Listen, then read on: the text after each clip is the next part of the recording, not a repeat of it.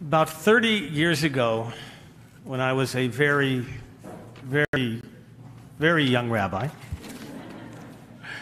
a congregant made an appointment with me, showed up in my office. As I recall, looking back at her at that time, about mid-30s, married with 2 young children. She opened up by telling me that she was diagnosed with cancer and knew that she was going to die from it.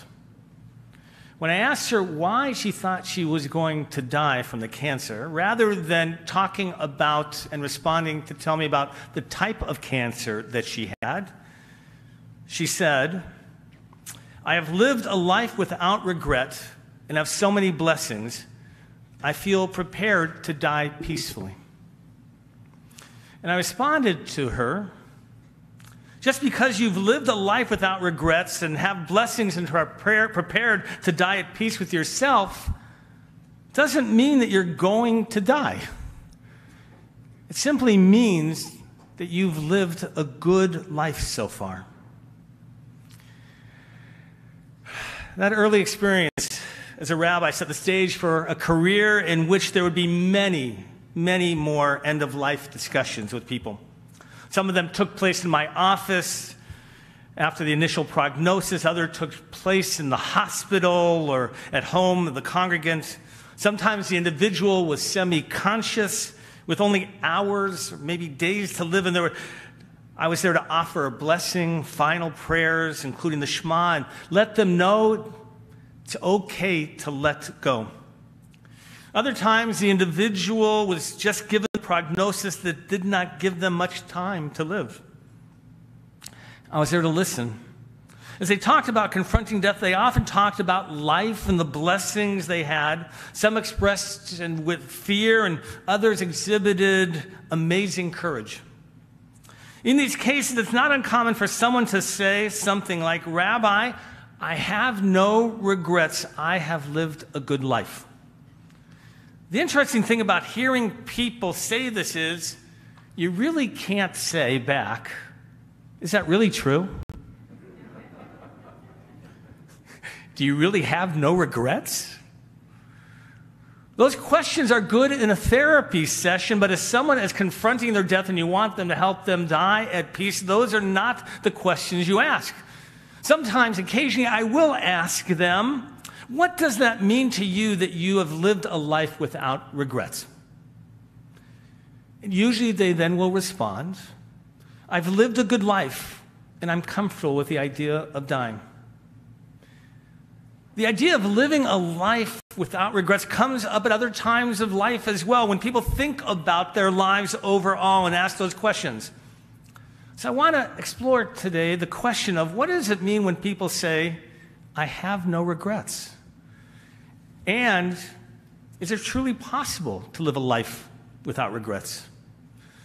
The questions about living a life without regrets has always intrigued me. And then I recently read the best-selling book, The Midnight Library by Michael Haig, that focuses on this very issue of regrets. How many of you have read this book, The Midnight Library by Michael Haig?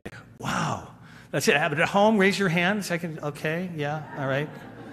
Some of you, not a lot of you. It's been on the bestseller list for 40 weeks, by the way. For 40 weeks, it's been there. Now, spoiler alert. At some point in the sermon, I'm going to say, it'll be towards the end, I'm going to say, and the book ends, it's going to be something like, the book ends like this. Now, if you don't want me to ruin the end of the book, those of you at home, just turn down the volume. All right? And you'll see. And then I won't spoil anything. Those of you here, if you want to cover your ears or not, you can. You can hum. You can do whatever you want.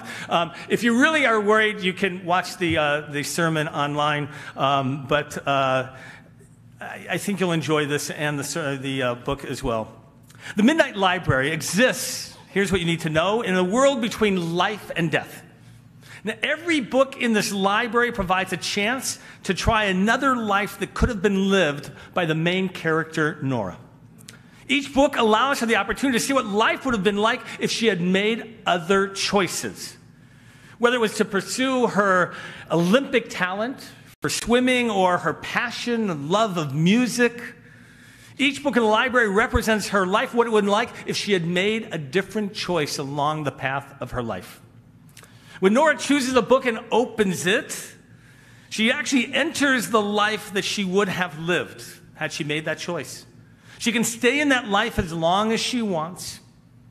There are so many books in this library, it's hard to imagine that any one person could have so many possibilities of how their life would be lived. As Nora hovers between life and death in this midnight library, it represents clearly that she has a dissatisfaction with her life and regrets so many of her decisions and where she is at that moment.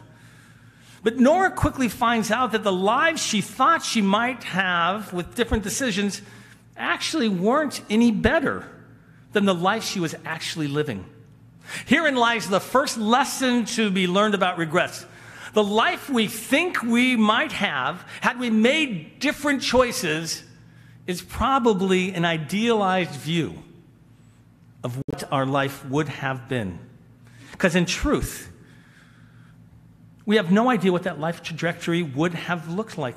By changing one decision, every decision changes after that, and every life moment is slightly different. But we focus on that one decision rather than the implications of the decision. If I only had followed my dreams or my passion, I would be happier. If I had only attended a different college, I would have had more options. If I'd only married a different person, I'd still be married. If I'd only had the courage to change companies or change careers, I would have been more successful. We often live in Regretville, that place where we think about the ways in which our lives could be better if we had just made different decisions. But is that really true? Would we feel happier or more fulfilled or just on a different life trajectory with a different job, different people around us, but equally unhappy, equally unfulfilled?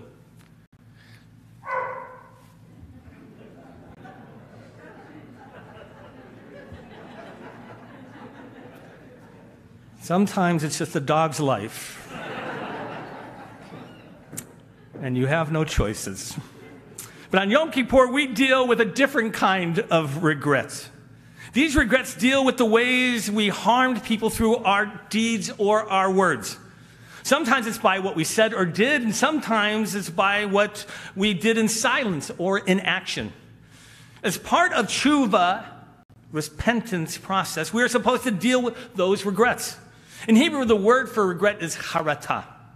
It's an essential part of acknowledging that not only have we done something wrong, but we feel that regret. It's the sincere part of a sincere apology, you know what I mean, that you all want to hear when somebody has wronged you and caused you pain. That's what charata is. It allows us to learn from the experience and hopefully to make a better decision next time. Do I regret how I disrespected my partner? Do I regret how I offended my friend? Do I regret standing idly by as a wrong was committed? Do I regret not taking more responsibility in taking care of this planet? Harata, regretting our actions, means taking responsibility. And the process of tshuva undertaken on Yom Kippur, what we're supposed to be going through right now, requires that we figure out if it's possible to make the situation better. We can't undo that action, but we can try to repair some of the damage it has caused. Whether it's an apology, making restitution, some other act of repair, the goal is to make the best out of the bad decision that we had made. Then finally, we hopefully have learned from the situation and can therefore make a promise to ourselves to do the right thing next time. Isn't that what you're sitting here trying hopefully to think about? That's the process of tshuva. So let's go back to the idea of regrets. Whether it is the life choices that are the focus of the Midnight Library or the wrongful deeds we reflect on Yom Kippur, the goal is to distinguish between, I want to distinguish between regrets and mistakes. You see, mistakes are a natural part of living life. The goal is not to turn those mistakes into regrets. They become regrets when we blame ourselves and others too much and hold on to it for too long. Most significantly, we avoid turning our mistakes into regrets when we learn from the mistakes. That's what we need to do. What led us to make this mistake? Did we act out of anger or jealousy? Did we lack the courage to do the right thing? Did we learn from the pain that we caused others and ourselves? As human beings, we're in the process of becoming when we learn from our mistakes and we grow and we mature. Don't you tell your children and grandchildren that all the time? Acknowledging and learning from our mistakes is essential to living life without regret. An important part of living life without regrets is growing from those mistakes, learning how to make better decisions in the moment. It's an author, Daniel H. Pink, who writes about business and work creativity behavior. In writing about decision-making and how to avoid regrets, Pink talks about the different techniques he uses to help him make decisions. One is what he calls the 90-year-old test, the 90-year-old me test. He imagines that he's 90 years old and looking back on an earlier decision. What will he want to have done in this situation? In most cases, the 90-year-old him wants today's him to make an intelligent risk rather than avoiding one, to act nobly rather than to succumb to baser instincts. The other test he calls the Viktor Frankel test. Pink quotes Frankel's book, Man's Search of Meaning, when Frankel advises, live as if you were living for the second time and had acted as wrongly the first time as you're about to act now. Isn't that a fascinating way of looking at it?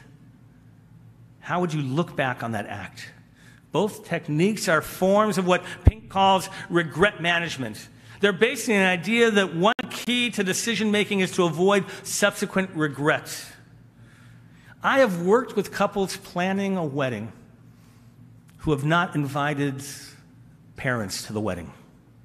I have worked with families for a bat mitzvah in which grandparents were not invited to the celebration. I tell people that these decisions can irreparably harm their families. I ask them, whether it is 5 years from now or 10 years from now, is there the possibility you will regret this decision? And if so, make a decision that you know you will not regret. By the way, there are moments of regret that I've dealt with people, and those often deal with health issues, where they didn't go get that checkup, where they didn't go get the colonoscopy, they didn't go get the mammogram, they didn't go for a test that they know they should have, and then it is too late. Those are true regrets. But when people speak about living a life without regrets, I don't believe they mean that they wouldn't have done things differently or wouldn't want to relive a moment in order to change what took place. It's human nature to look back, all of us, and to say and to think, how would we have done it differently? Instead, I believe that they look over the totality of their lives and they feel as if they made the most out of their mistakes to create a meaningful life. In truth, we are today because of the life we have lived. That's what we need to realize. You are who you are today because of the life experiences and decisions that you made. You are who you are today because of the failed relationships that you've had. And hopefully they've taught you how to be a better partner. You are who you are today because of the act of disloyalty you committed that taught you the pain of what you can cause other people and the importance of loyalty. You are who you are today because of the friend you trusted who broke your heart, but then you realized how resilient you are. You are who you are today because you chose that safe job that time and then learned that chances are scary but necessary for growth. The apex of humanness is to learn from our mistakes and the hard lessons of life that help us become the best version of ourselves. There's no place for regret of wishing you had made different decisions that would have given you a different life. As I was talking with one congregant recently about the issue of regret, he said, repeatedly recalling regret keeps you from living your life. It keeps us living in the past. The book, The Midnight Library, has so many parallels to Yom Kippur. On Yom Kippur, like the main character of the book, we stand between life and death. If you didn't think about it, the prohibitions of food and water and other life experiences and pleasures are designed to enact that we are in between this life and death stage. The custom of wearing a kittel, which I'm so glad many more people over the years are beginning to wear white and wear a kittel. But a kittel is a shroud document that the people are buried in at the end of life. As we stand between life and death, we're supposed to look at our misdeeds, our sins. In this context, our regrets, to evaluate our lives. And at the very end of Yom Kippur, there's a vidui, this final confessional, similar to the one that precedes death. The same words that I have recited with so many people in their final moments of life. And then at the end, as that final tikiyah gedolah is sounded at the end of Nila that we'll have later tonight, we realize we have survived that near-death experience. And then come the harder questions. What are we going to do with that life? Do we deserve it? What message does the Midnight Library offer us on this Yom Kippur? Here's the spoiler alert. All right, so if you're at home, you're welcome to turn it down. But if not, you're going to be okay. By the end of the book, Nora has found an alternative life in the book that she likes. And she wants to stay and live in that life. But she finds out that in the end, that's not an option. Living the other life is not an option. She's then transported back to the Midnight Library that soon comes up into flames and inferno, overtaking everything. Every book, every alternative life of Nora's is turning to ash.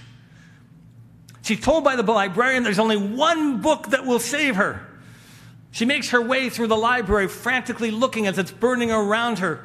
Every book has been turned to ash. She finally sees one that is untouched. She grabs the book. She opens it, prepared to read the words that will save her life. But the pages are empty.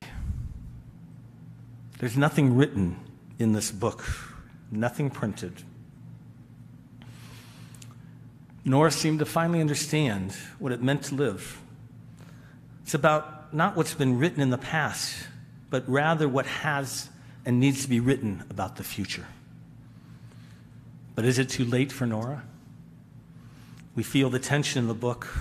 The library is crashing around her. She's looking at this empty book. She takes a pen and she writes, "I am alive."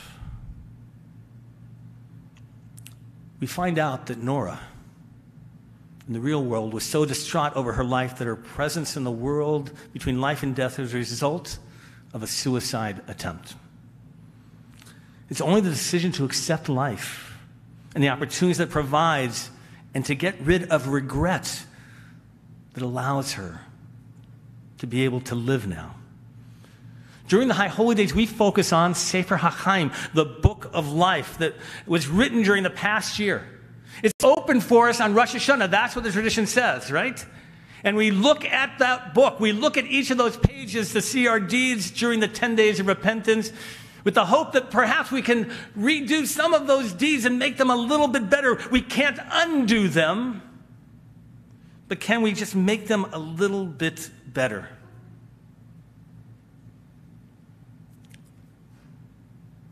And then on Yom Kippur, we open a new book. And that new book has blank pages. It's up to us to write the story that we are yet to live. Nora was in the library of possibilities of what life could have been. Today on Yom Kippur, we're in the library of possible futures.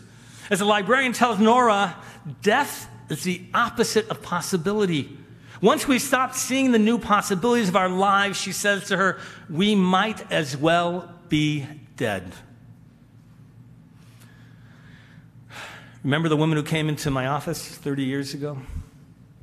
You wondering what happened to her? 30 years later, she's still alive. Every so often, our lives pass together across one another. We just look at each other. And there's an acknowledgement that a life well lived doesn't mean you're ready to die. It just means you're in the midst of a life well lived. I want to finish with one of my favorite stories. It's about Adam and Eve. As I think about living a life without regrets, this story speaks to me. So after Adam and Eve were exiled from the Garden of Eden, they had very full lives. You know these stories. They lost a child to fratricide, and yet they managed to love and to raise Cain. They had 2 more sons and raised them to be independent and to go out into the world. Finally, after many years, Adam and Eve decided to take a journey together. For many years, they traveled the earth. One day, quite by accident, they happened upon the entrance of the Garden of Eden, still being guarded by an angel with a flaming sword that was designed to keep them away. But God called out to Adam and Eve and offered them entrance into the garden. It's been many years since you left in sin, God said. I offer you the chance to return. Adam thought about it. You mean we can go back into paradise? We won't have to work for our food. Everything will be perfect. Adam looked at his wife. He noticed the creases in her face, the signs of the struggles that they had been through together. He thought about all the times they had been there to support through the difficult times they shared. He thought about all they had accomplished. And finally, Adam spoke. Thanks, but no thanks. I have found my paradise. On this Yom Kippur, may you be successful at learning from your mistakes, to open that new book of life that can help you live a well-lived life, a life of purpose, a life without regrets. Gamar Chatima Tova. May your new book of life be sealed for a life of goodness.